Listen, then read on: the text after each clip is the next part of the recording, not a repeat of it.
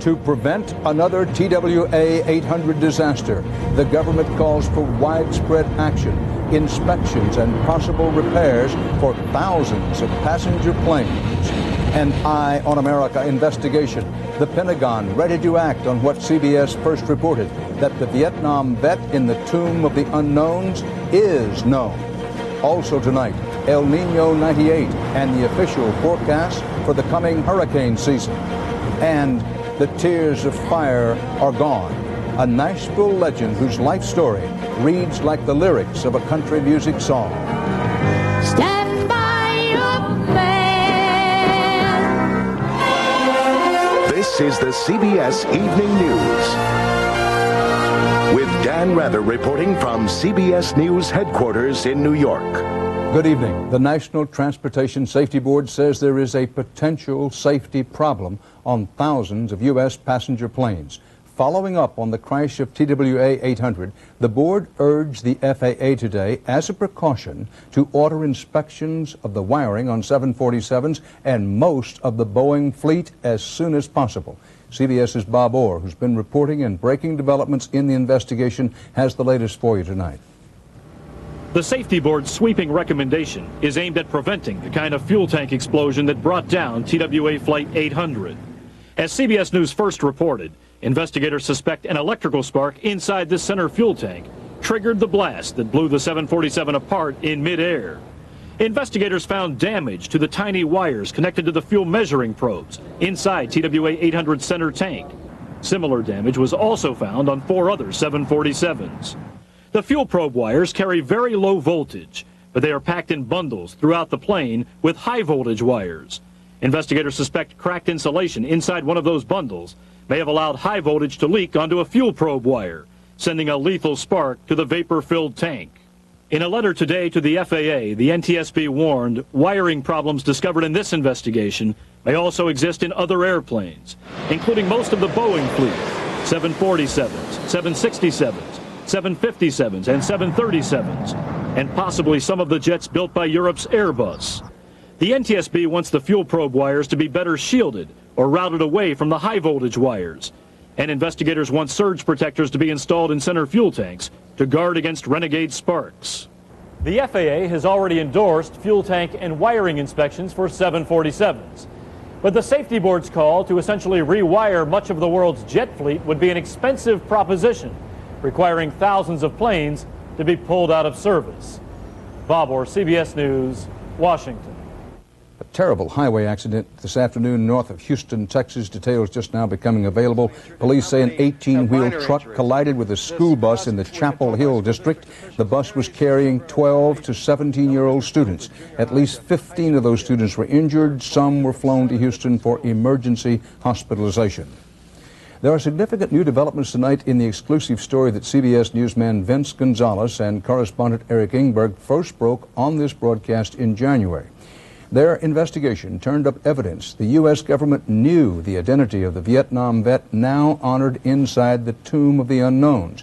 Knew, but did not tell, not the public, not even the parents.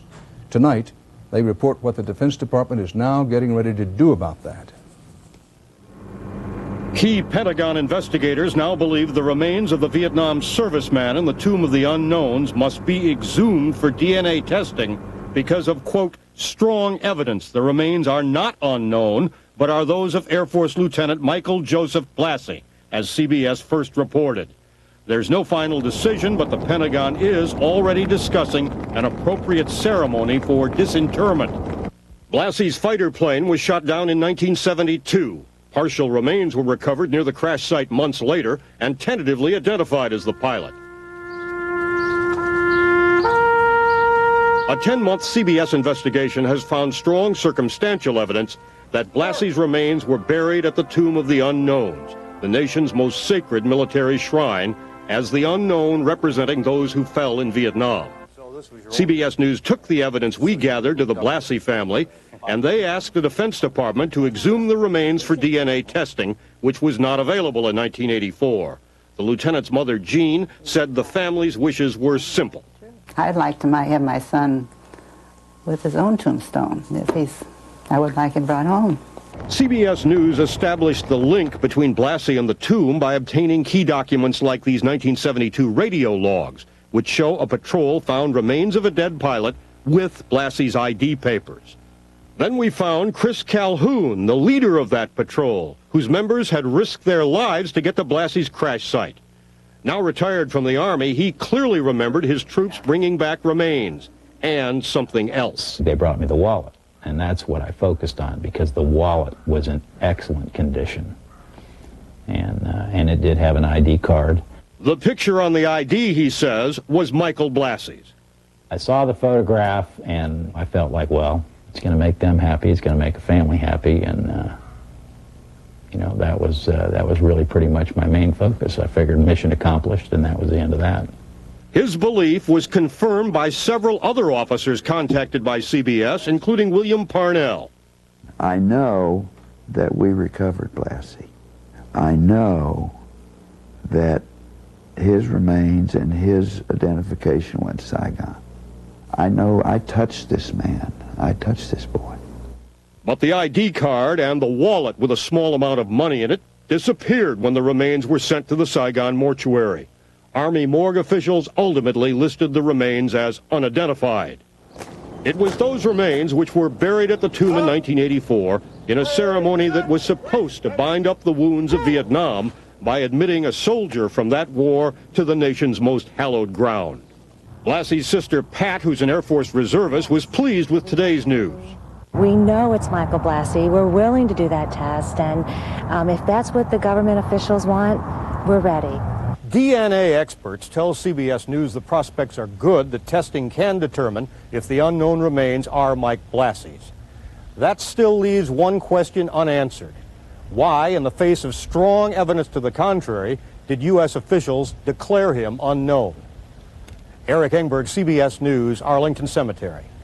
Between now and tomorrow evening on this broadcast, correspondent Ingberg will dig deeper into that question. Why did U.S. officials declare Michael Blassie unknown? Ingberg will report back on this broadcast tomorrow to you.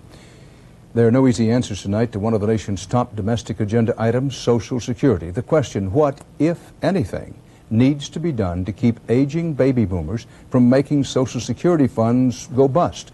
President Clinton again put the issue out front today at a national forum in Missouri. CBS's Scott Pelley reports. Scott? Dan, the president declared today that Social Security can be fixed without an increase in the payroll tax rate. In the first in a series of town hall meetings on Social Security, Mr. Clinton suggested that finding a solution in higher taxes is a non-starter. I don't know anybody who thinks that we should try to preserve the status quo program with an increase in the payroll tax. Most Americans are paying more in payroll tax than they are in income tax today. Most working families are. And I don't know anybody who favors that.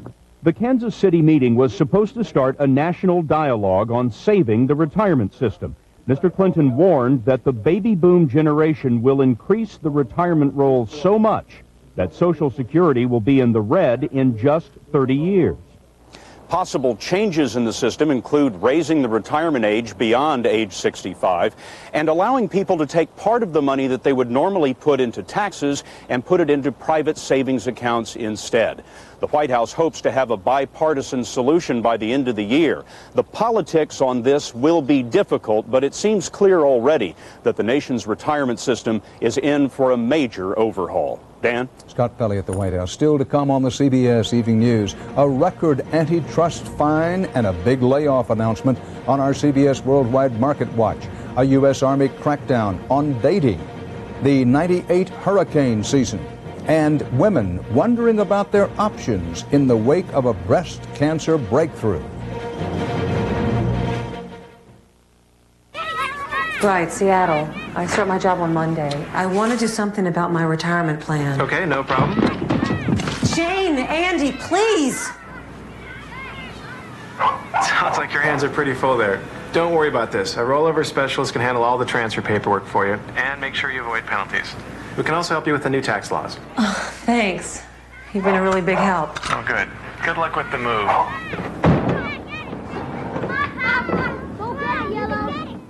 His Is there a store between here and the Canadian border we haven't been to? Honey, I'm beat. I'm starving. Here's something good for you. Ensure bars? Complete balanced nutrition. To go. Introducing Ensure Bars with protein, 24 vitamins and minerals, including calcium, vitamin D, iron, zinc, antioxidants, C and E, a source of complete balanced nutrition. Delicious. What's next?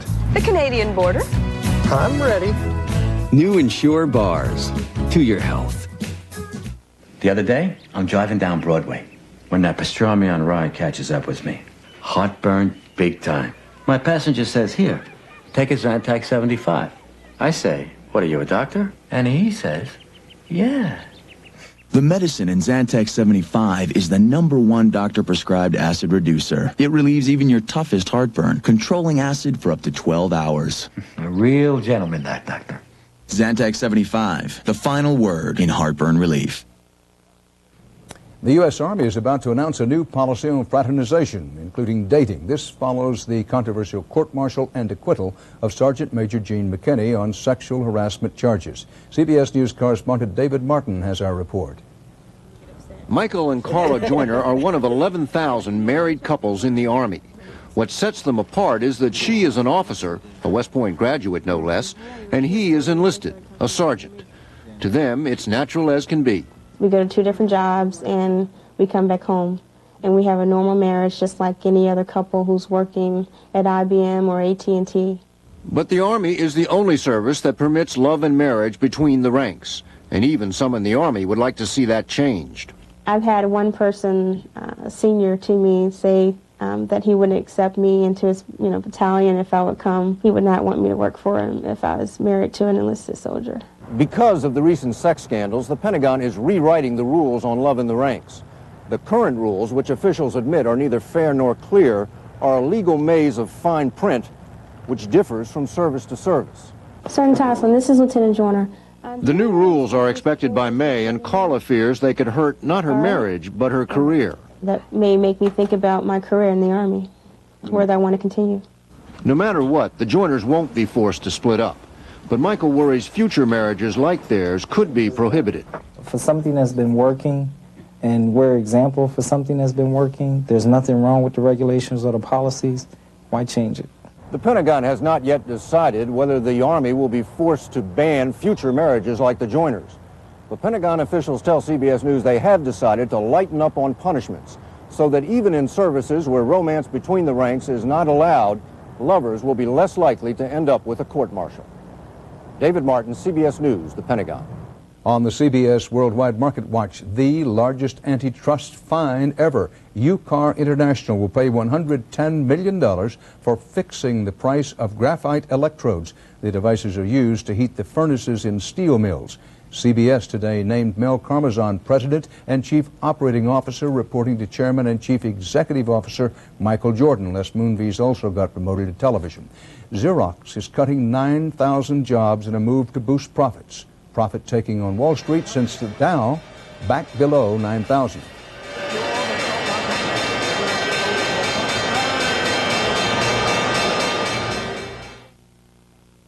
I'm 64. Is there anything I can do to stop bone loss? Absolutely. Here's proof. In a landmark clinical study, Caltrate actually stopped bone loss in women at risk for osteoporosis, whatever your age.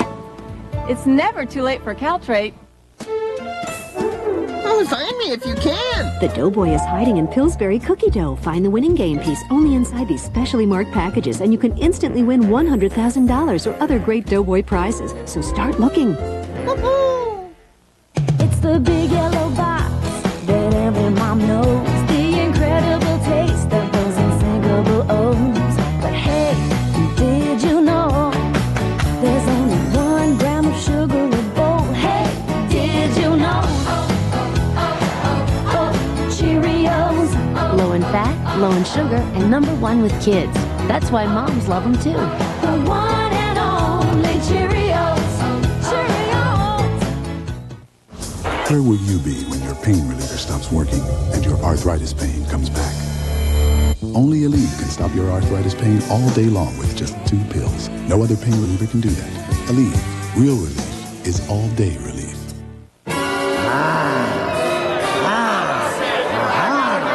Uh-oh! Sounds like it's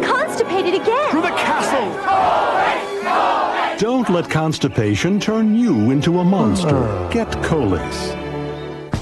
The death of Tammy Wynette shocks the country music industry. We'll have the latest on her untimely death and a half-hour special coming up on News Channel 5 at 6. Well, they have a tough guy image, but an insurance industry study says all pickup trucks are not what they're cracked up to be. Take the Toyota Tacoma. In 4 crash tests at just 5 miles an hour, this pickup sustained nearly $4,400 damage. The Chevy S10 LS was the best of 5 light pickups tested. Damage on that car in 4 slow-speed crashes came to just $2,200. After the recent school shooting in Jonesboro, Arkansas, the school superintendent in West Lafayette, Ohio, isn't taking any chances. He has now suspended a 15-year-old high school student for allegedly compiling what's described as a hit list, targeting 10 classmates and teachers. That's the accusation police are investigating. A first for the U.S. Postal Service today. It will offer an optional first-class charity stamp at 40 cents, not the usual 32 cents. The difference goes to breast cancer research. When it comes to stamping out breast cancer, yesterday's huge advance in prevention, announced today, has many women weighing the benefits, risks, and questions about tamoxifen. CBS's John Roberts reports a follow-up. Dr. Moore's going to be writing a newsletter about the tamoxifen. She has One day after the historic announcement that the drug tamoxifen has been found effective in preventing breast cancer, many women are uncertain about what it means for them. Well, our phone's been ringing off the hook. We had our first calls come in Monday morning at 9:05. Most of the women calling Dr. Ann Moore's office want to know if they're good candidates for tamoxifen. But she says women and doctors need to proceed with care. We are not using tamoxifen for breast cancer prevention in this office, or I would say in most oncology offices across the country. Will you be sued? Not yet. We're not ready yet. Dr. Moore says more information is needed on just who it works best for. Nurse Nancy Muldauer is in the high-risk surveillance program at UCLA's Johnson Cancer Center. Her mother had breast cancer. That puts her at risk, but how much is difficult to say. After yesterday's announcement, she's considering what options she might have now. The study results just came out yesterday, and I need to have more information about the study. And then once I gather that information, speak with my physicians. In Britain today, researchers who launched the first prevention experiments with tamoxifen in 1986 were critical of the National Cancer Institute for making public results of the trial. They say more information is needed about side effects like risks for uterine cancer and blood clots. Because of those side effects, doctors we talked to today say they would be very cautious in prescribing tamoxifen. This is not a large-scale prevention drug. It is for a very select group of women who are at extreme risk for developing breast cancer. Dan? Thanks, John. Stay with CBS Now for the latest official hurricane forecast, and later, the life of a country music legend. The day his mama died, and his daddy said, "Be strong, son." So listen, my wife says, I read you got to take calcium for your bones. And I say, don't I eat at Joe's? And she says, so? And I say, don't I get heartburn? And she says, so? And I say, don't I take Tums? And she says, so? So I say, Tums calcium. Get it? Tums Calcium knocks out heartburn fast, then helps keep your bones stronger, longer. That's something you can't get from Mylanta Liquids Aluminum and Magnesium. So I say, Tums. This is a flat tire, and so is this. Goodyear Aqua Steel Run Flat. Even with no air pressure, you can drive up to 50 miles to safety. New Aqua Steel Run Flat, only from Goodyear. Goodyear, Goodyear. Hey, Parquet, what's the word? Better. Better? Aren't you supposed to say butter? Better. Butter. Better. Look at how you melt. Just like butter. You really do taste better. Butter. New Parquet. Now the flavor says butter. Even better. When I have arthritis pain, I want relief fast. I can't wait. When I rub in Aspercreme, it brings fast relief for minor arthritis pain. The relief lasts for hours, and it's odor-free. Aspercreme. Pain relief without aspirin. When are Easter eggs too good to hide? When they're cookies! Pillsbury Sugar Cookies. Just slice, shape, and bake. They're the eggs that are fun to decorate and eat. Well, they're excellent. Oh, sorry. Today is March 23rd, or August 12th. or December 4th. It does not matter what today is. While others dwell on the events of one today, our mutual funds stick to long-term strategies that seek performance through discipline. Strategies that understand one today does not a retirement make. We do not live for the day. We are in it for much longer than that. AIM. Invest with discipline. Her identity was stolen by an imposter. Could she also lose her life? What's she planning on doing with a life insurance policy? 48 Hours Thursday. The U.S. government reports El Nino weather patterns produced the warmest, wettest January and February on record. Average U.S. temperatures hit an all-time high, 37.5 degrees, compared to a norm of just over 32 degrees. Rain and snow averaged a record high of just over 6 inches. The norm is just over 4 inches. As for El Nino 98 and the coming Atlantic hurricane season, CBS's Anthony Mason reports tonight, change is in and on the wind. Hurricanes have caused more damage in this country than any other natural disaster. We're pretty sure that this coming year, 98, is going to be much more active than last year was. Colorado State Professor William Gray, who's been forecasting hurricanes for 40 years, predicts 6 will form in the Atlantic between June and November. 2 of those growing into intense storms with winds upwards of 110 miles an hour. 95 was a very active year, 96 was. 97, we should have had more storms if this once in 100, 200 year El Nino event had not come in. Only one major storm formed in the Atlantic last year. Brian Jarvinen tracked El Nino's surprising strength from the National Hurricane Center in Miami. It tends to not only shear the tops of systems off in the tropics, but also tends to steer the storms towards the northeast, and it kind of keeps them away from the mainland of the United States. El Nino confounded the hurricane forecasters last season. It was far more powerful than they predicted. Even though it's weakening, they don't want to underestimate its influence again this year. This El Nino should be gone by August, shouldn't it? I think so. What do you all think? El Nino's departure date is the subject of ongoing debate. Gray and his colleagues have learned the number of hurricanes that come will depend on when El Nino decides to go. Anthony Mason, CBS News, Miami. Keep in mind, hurricane forecasting is not a precise science. Trying to predict the Pacific hurricane season this year is simply too iffy at this point, and if a La Nina counter pattern to El Nino should develop by midsummer, that could change many predictions. No respite from El Nino intensified brush fires in Asia, especially Indonesia. The hot, dry landscape is in ruins, and what little is left is on fire.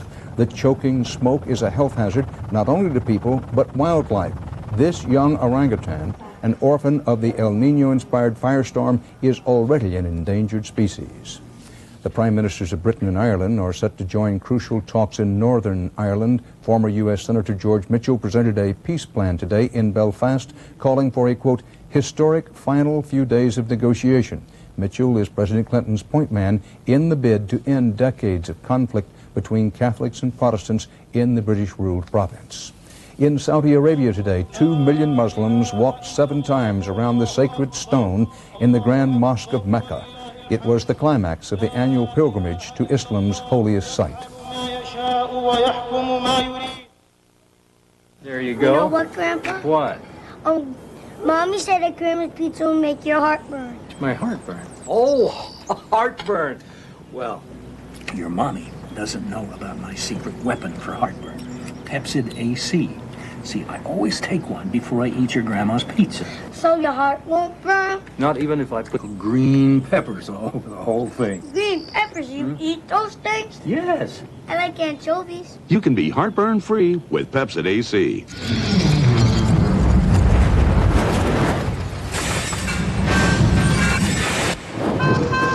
Do you ever just have one of those days?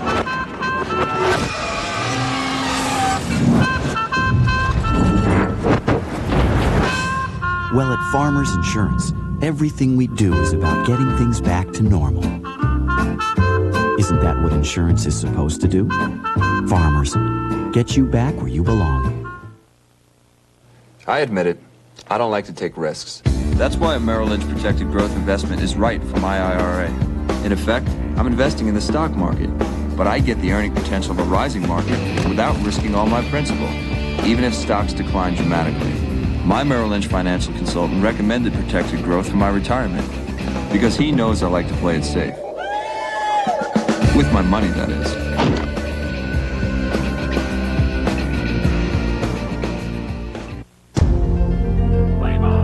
There have been only 7 Wheaties champions this century.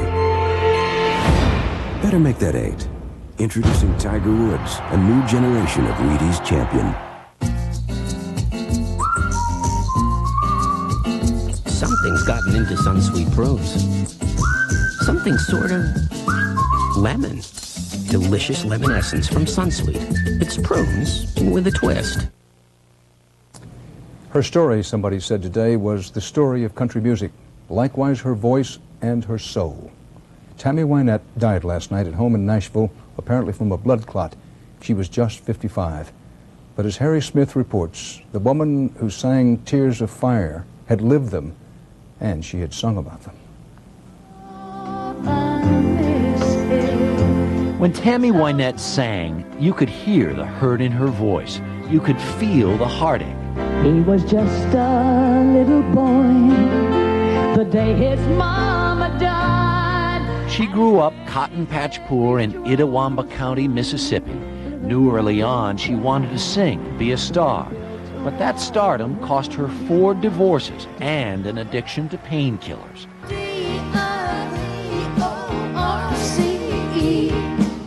Becomes final threat. But if you left him, you forgive him. Her signature song, her biggest hit, she said, was written in 20 minutes. I didn't want him to release it. I liked what the song said, but I hated that high note. It sounded like a pig squealing. It was just awful. Stand by your man. And she spent at least 20 years defending it. It doesn't say let him use you for a doormat. It doesn't say any kind of abuse or anything in it like that. It just says if you love him, you'll forgive him. A message Hillary Clinton apparently missed in 1992. You know, I'm not sitting here as some little woman standing by my man like Tammy Wynette. That Tammy didn't appreciate. Very uncool. I'd be more. Her rockiest relationship was with husband number 4 and notorious country music legend George Jones. Jones liked his liquor, and Tammy wasn't much to put up with it. Tammy Wynette died a fading star, but with a hit everyone in America knew the words to. Harry Smith, CBS News, New York. And that's part of our world tonight. There's more ahead this evening from CBS News. Here to tell you about it, Brian Campbell. Tonight in the public eye, a closer look at the Shroud of Turin, widely viewed as the actual burial cloth and image of Jesus Christ. New evidence has reopened the debate over its authenticity, and science has even raised the specter of cloning Jesus. The Shroud of Turin in the public eye tonight. For the CBS Evening News, Dan Rather reporting. Good night.